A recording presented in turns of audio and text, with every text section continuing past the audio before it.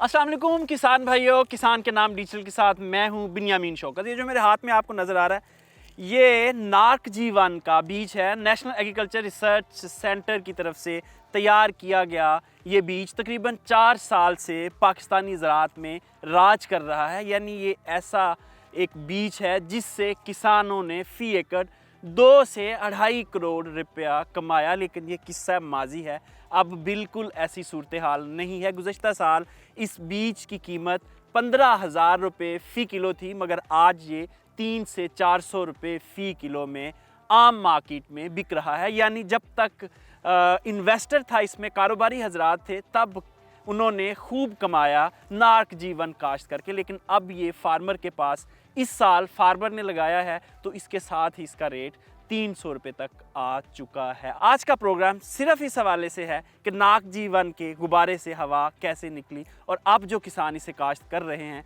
वो इसका क्या करेंगे, और अभी भी अगर किसान इसे काश्त करते हैं तो तरीक़ाकार क्या है काश्त का और फ़ी एकड़ कितना मुनाफा आ सकता है।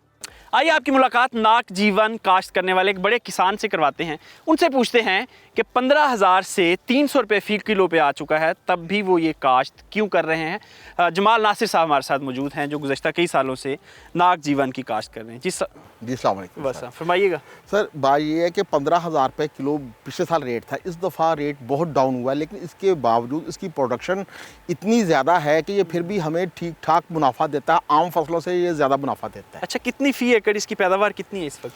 तकरीबन अगर आपने सही इसकी प्रोडक्शन और सही बीज लगाया जाए तो ये 200 मन से ज़्यादा खुशक दे सकता है। अच्छा, और बीज कितना लगता है इस पे? 20 मन पर एकड़। ठीक है, और बाकी अखराजात कितने आते हैं बीज के अलावा? ज़ाहिर है पानी है, खादें हैं, ज़मीन की तैयारी है, लेबर है, ये सारी चीज़ें मिला के फ़ी एकड़ अखराजात क्या आते हैं? तकरीबन 2 लाख रुपया। 2 लाख। और आप एंड पे कमाते कितना है?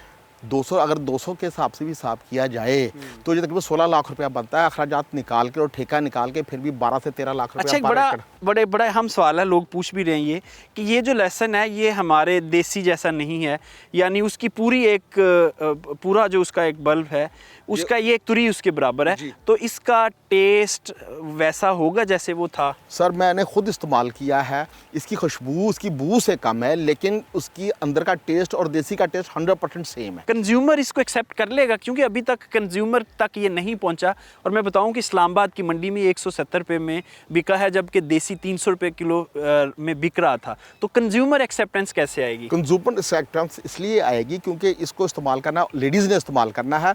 उनको जहां आपने एक पूरी पोथी डालनी, एक पूरा बल्ब डालना है, उसकी जगह सिर्फ आप ये इसे एक पोथी से हांडी में इस्तेमाल हो जाएगा। इसलिए उनके लिए टाइम की बचत और मेहनत कम है। अच्छा, ये बताएं कि ये जो आप लगा रहे हैं ये किस वक्त से किस वक्त तक लगाया जा सकता है और इसकी हार्वेस्टिंग कब होती है?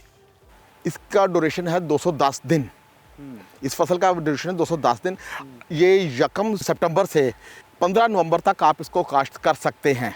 ये इसका फेवरेट टाइम, जितना अर्ली कर लेंगे उतना ज़्यादा, लेकिन जब लगेगा उसके बाद 210 दिन अपने काउंट करने हैं। अप्रैल मई तक ये तैयार हो जाएगा। 210 दिन काउंट करने हैं। यानी इसके बाद फिर आप कोई और क्रॉप नहीं लगा सकते? कोई और क्रॉप नहीं लगेगी।